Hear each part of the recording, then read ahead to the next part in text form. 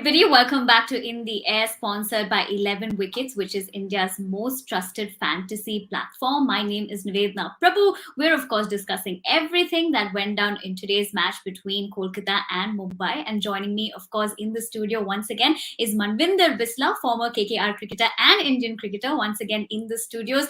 Let's start off with the fact that, of course, his prediction did come true. Bisla, start off on that note. आपने दो चीजें बोली थी, एक KKR जीतेगा, दो एक्साइटिंग मैच होगा. तो let's start of on that note. Exciting fans के लिए रहा हो जिस तरीके से कोलकाता की आज बैटिंग रही और जितनी कन्विंसिंगली उस उन्होंने इस मैच को जीत लिया और तारीफ कर रही हूँ कि जो इंडियन टॉप ऑर्डर था ना कोलकाता की टीम में शुभमन गिल इतना ज्यादा कंट्रीब्यूट नहीं कर पाया आज लेकिन उसके बाद जिस तरीके से वेंकटेश अय्यर ने इस जिम्मेवारी को लिया और एक सीनियर बैट्समैन की तरह आज बैटिंग करी और उनका बहुत अच्छे से साथ दिया राहुल त्रिपाठी ने और राहुल त्रिपाठी को मतलब 3 नंबर की एक रिस्पॉन्सिबिलिटी दी गई है. बहुत ज्यादातर आप देखते हैं कि बहुत सीनियर बल्लेबाजों को उस नंबर पर बल्लेबाजी करते हुए देखते हैं लेकिन आज कोलकाता की टीम को देखते हैं ना ये जिम्मेवारी पूरे सीजन में राहुल त्रिपाठी को दी है और आज उस चीज को उन्होंने अपनी टीम को वापस जवाब दिया कि yes I can do it और उन्होंने जॉब को बहुत अच्छे से काम किया.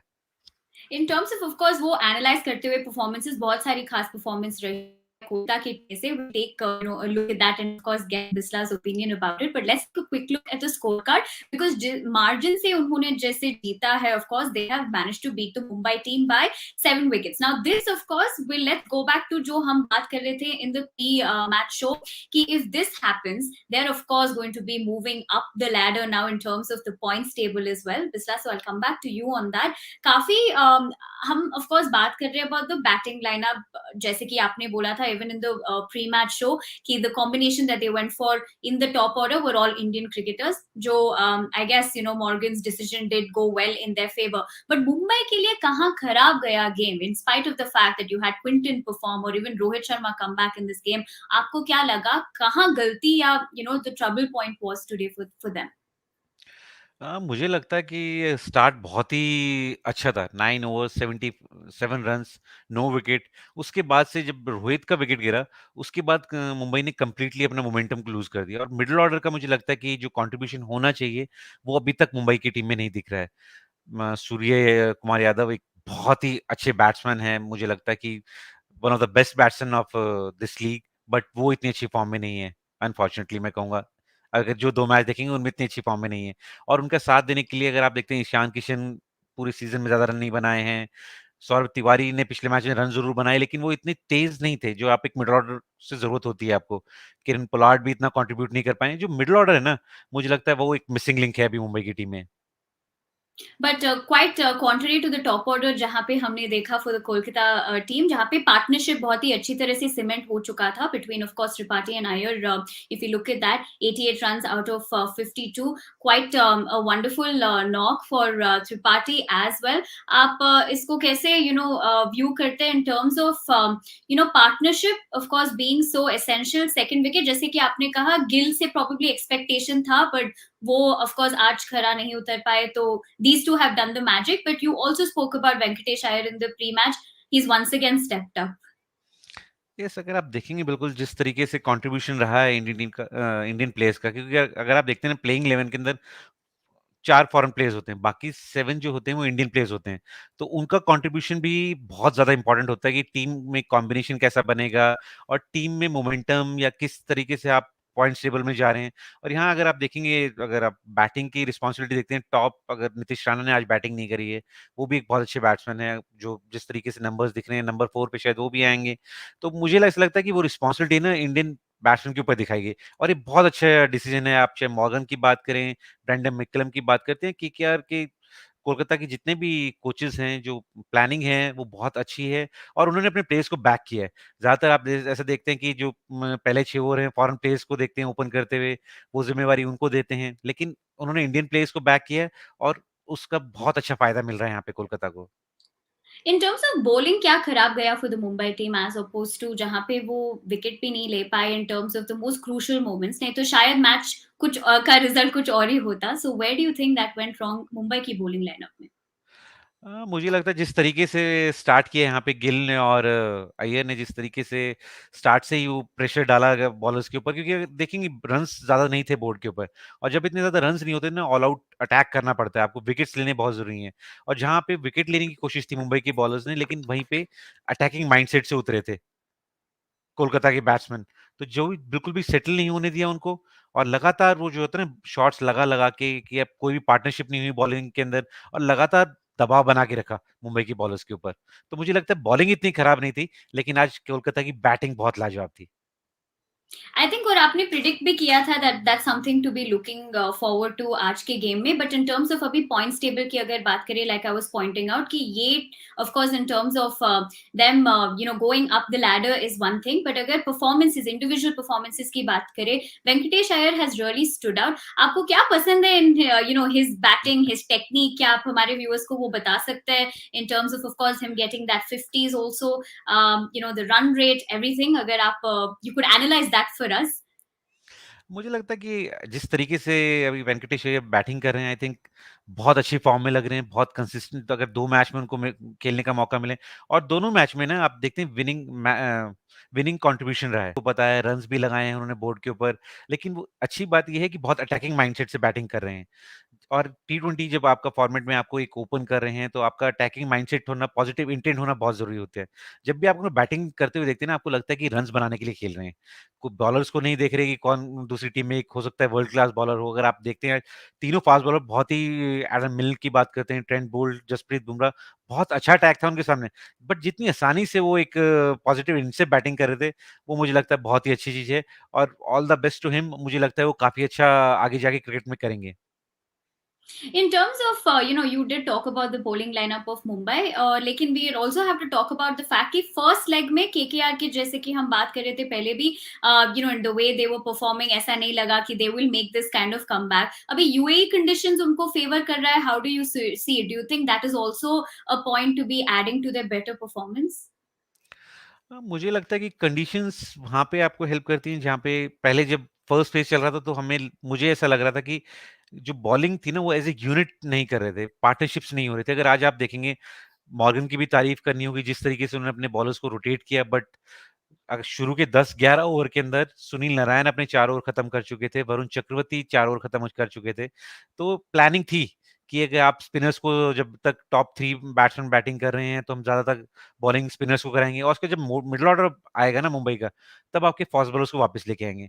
और लेकिन वो प्लानिंग तो आप कर सकते हैं, लेकिन इम्पोर्टेंट ये रहता है कि बॉलर्स उस चीज़ को कर भी रहे हैं कि नहीं कर रहे हैं ग्राउंड में। और आज अपने जो मॉर्गन को उन्होंने बहुत डिसीजन को बैक किया बहुत अच्छे से, और क्रेडिट देना चाहिए कि सारे बॉलर्स को, ना कि एक को नहीं, सारे ही बॉलर्स को क्रेडिट देना चाहिए। उन्होंने बहुत अच्छी पार्टनरशिप में आज बॉलिंग करी, और मज़ा आया आज उनकी बॉलिंग देख के।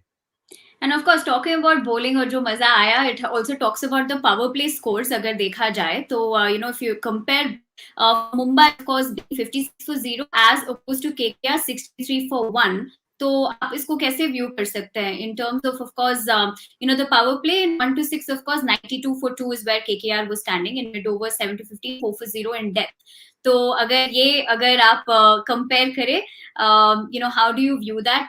क्योंकि आपने अभी भी बोला that in terms of them coming together as a bowling unit was fantastic. मुझे लगता है कि अगर आप पावर प्ले पे नज़र डालेंगे, दोनों ही टीम का ऑलमोस्ट बराबर था, कोई बहुत ज़्यादा डिफरेंस नहीं है। रन्स में भी बहुत ज़्यादा डिफरेंस नहीं है, और विकेट्स में भी कोई डिफरेंस नहीं है। बट जो फर्स्ट इनिंग जब मुंबई की टीम बैटिंग करी थी ना, तो 10 ओवर के आसपास जो मोमेंटम चेंज हुआ ना, जब रोहित आउट हुए, मुझे लगता है वो काफ़ी डिसअपॉइंटेड भी होंगे, क्योंकि काफ़ी सेट थे, और हमने रोहित को ज़्यादातर बैटिंग करते हुए देखा है। जब वो सेट हो जाते हैं ना, तो अपनी विकेट थ्रो नहीं करते हैं। अपनी टीम के लिए एक काफ़ी बड़ी पारी खेलते हैं, इस बारे में पहले भी बात कर रहा था। लेकिन आज थोड़े डिसअपॉइंटेड होंगे, क्योंकि एक सेट हो गए थे, और उसके बाद डिसअपॉइंटमेंट की बात इसलिए भी है कि ना, बाकी बैट्समैन ने वो उसको कैरी ऑन नहीं किया इतनी अच्छी स्टार्ट को। बाकी मिडल ऑर्डर काफ़ी, मुझे लगता है, निराश किया आज मुंबई के।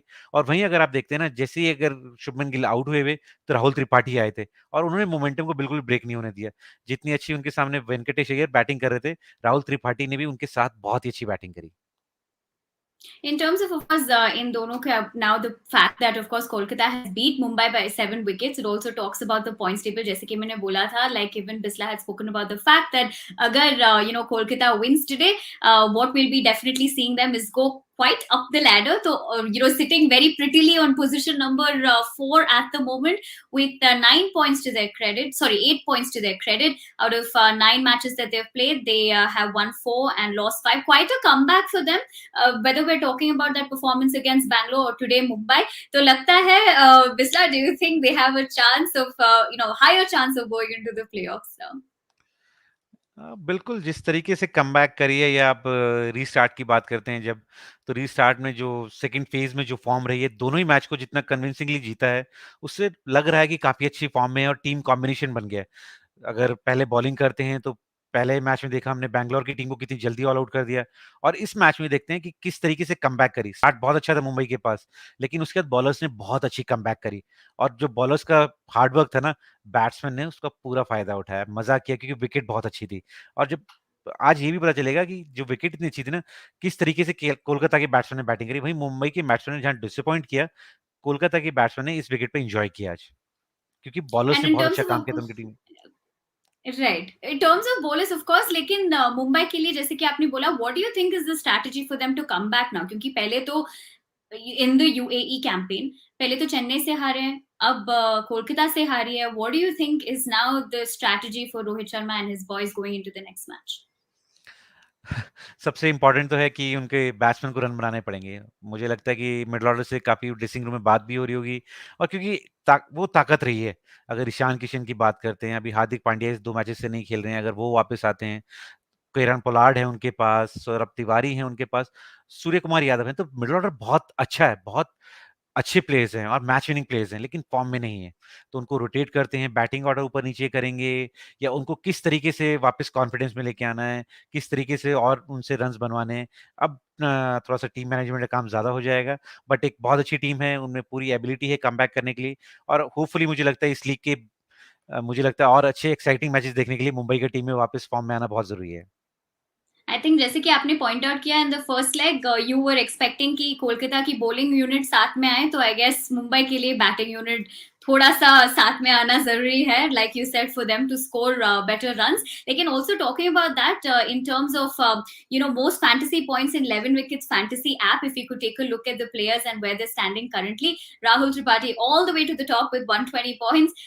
No surprises for guessing. Of course, Venkatesh Iyer there, number 3 position with 103. Bumrah, of course, with 111. Quinton de Kock with 93. And Lockie Ferguson with 81. Not surprised for कि most fantasy points has gone to Rahul Tripathi.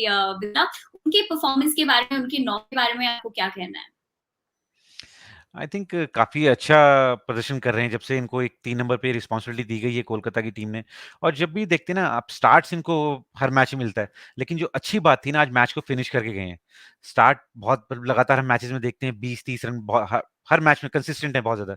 But वो match winning knock या not out कितनी बार जाते हैं वो important क्योंकि 3 number पे जो बैट्समैन बैटिंग कर रहा होता है ना उसको मैचेज़ को फिनिश करना बहुत ज़रूरी है। अपनी मैच टीम को जब तक आखिरी रन नहीं बन जाता वहाँ पे खड़ा होना बहुत ज़रूरी है। तो मुझे लगता है आज उन्होंने अपने रोल को बहुत अच्छे से प्ले किया और काफ़ी खुश भी होंगे कि नॉट आउट आए हैं।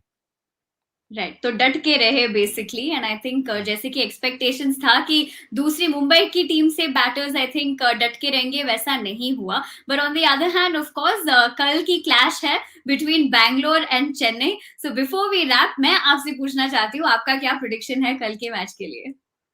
चेन्नई, क्योंकि मुझे लगता है कि चेन्नई. काफ़ी काफ़ी कंप्लीट टीम है और काफ़ी अच्छी फ़ॉर्म में भी है और पिछले मैच में देखेंगे ना उनको पता है कि अगर थोड़ा-सा मैच अच्छा भी ना जाए ना, वापसी कैसे करनी है। अगर मुंबई के खिलाफ इतनी अच्छी स्टार्ट मिली नहीं थी, लेकिन उसके बाद कमाल की कमबैक है। तो मुझे लगता है कि कल के मैच में चेन्नई बेटर परफ़ॉर्म करेगी। आई थिंक एक तरफ बिस्ला का जो प्रिडिक्शन था अबाउट कोलकाता, वो फैंस तो खुश हुए हैं. अब चेन्नई की फैंस जो who have tuned in, of course, वो भी बहुत ही खुश होंगे with बिस्लाज comment about the fact that Chennai is going to be winning tomorrow. But tomorrow we will of course be coming once again on CricTracker show in the air, जहाँ पे हमारे experts और anchor भी इस match के बारे में, it's a mouth watering clash, so don't forget of course to stay tuned tomorrow on CricTracker special show in the air, sponsored by 11 wickets. On that note, I want to thank Bisla for joining us in the studios. An absolute pleasure to always be in conversation with you. On that note, I'm Nivedhana, Prabhu signing off. But for the latest news in the world of cricket, stay tuned to CricTracker.